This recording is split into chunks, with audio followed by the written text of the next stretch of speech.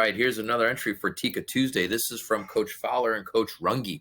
We're going to stitch a video together here, and so I'm going to give a little historical perspective, starting off with this picture from 1992 of the sophomore staff, Coach Partika and Coach Fowler. That's the two guys that I met when I got to West High.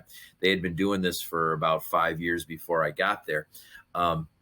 What happened that year, or the end of that year, is that we got a new head coach, Coach Jefferson, and one thing that he wisely did is he brought up these two guys to be his offense and defensive coordinators, respectively.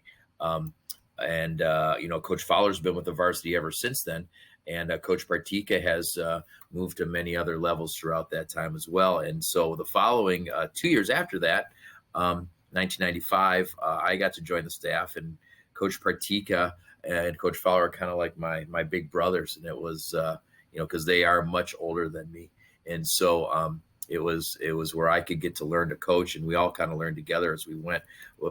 And so throughout the years, this was the staff, football staff, quite a while, with maybe some additions. One really important thing was the style of the time of the Shark Tooth shirts, and since I've had these pictures, thought it would be important to show these. As you see, you can also a little cameo of a Coach McGuire from Yorkville High School right there, number 19. As we go through, I also found another picture here that I thought would be worth sharing because it also includes Mr. Burton, who some of you athletes may know as your principal from Washington Middle School a few years back. This was him starting out early in his career, and then Coach Pauly, Ms. Pauly's father, David Pauly's grandfather, and he and Coach Partika were together for many years, coaching actually on the freshman level, and actually definitely had some of the most successful lower level teams that West High had ever had in football. And I know if Coach Pauly were adding to this, he would talk about how important Coach Partika was, and watching those two together was quite a combination. Following this video is going to be some comments from Coach Fowler and then myself, and so I hope everybody's having a great Tika Tuesday. Hey, this is Coach Runge, and here's some extra words for Tika Tuesday. A couple general memories I have of Coach Partika that I'll always remember is his amazing ability to, early in the season, get all the athletes' names down. It was never the names their parents had given them, but it was the names that we could use for the rest of the season. And so, Omar, you know who you are, I think. There's an example. I also will miss Coach Partika's amazing ability to articulate with officials. It was always fun to watch how that was going to unfold if there was ever a questionable call or anything like that. I know his favorite phrases we all know is, "Don't worry, guys, you got to play through the bad calls." Don't know who's going to carry that torch, but it was always fun to watch on Friday nights, Coach Partika do that.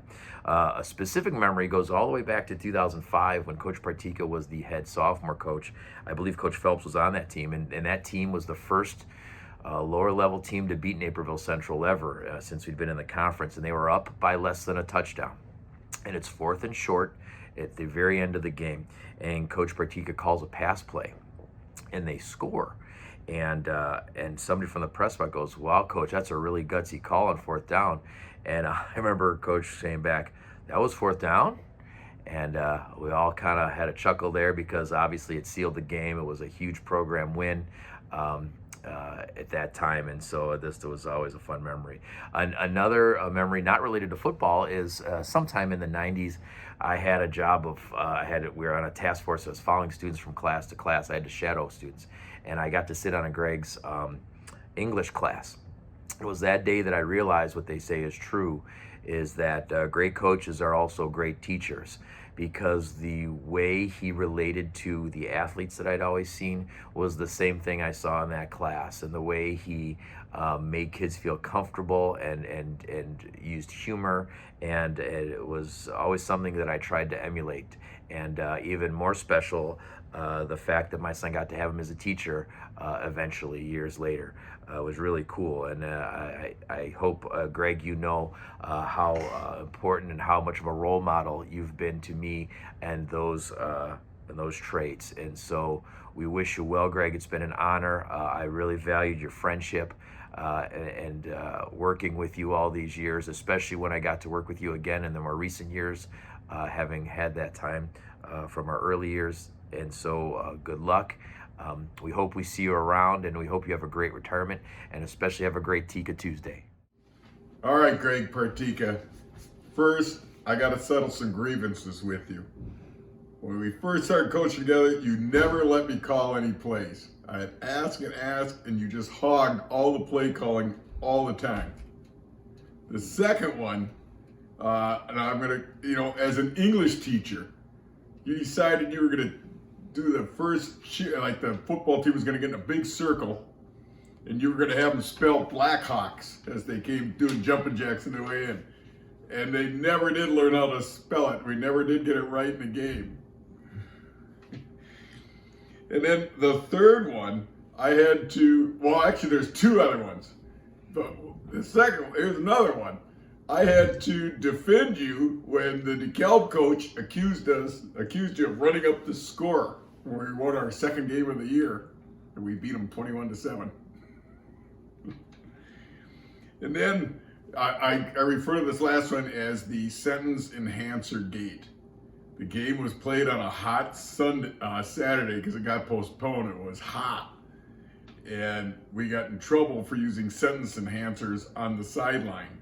And I was the one who got called into the office, and I had to write a letter of reprobation and apology.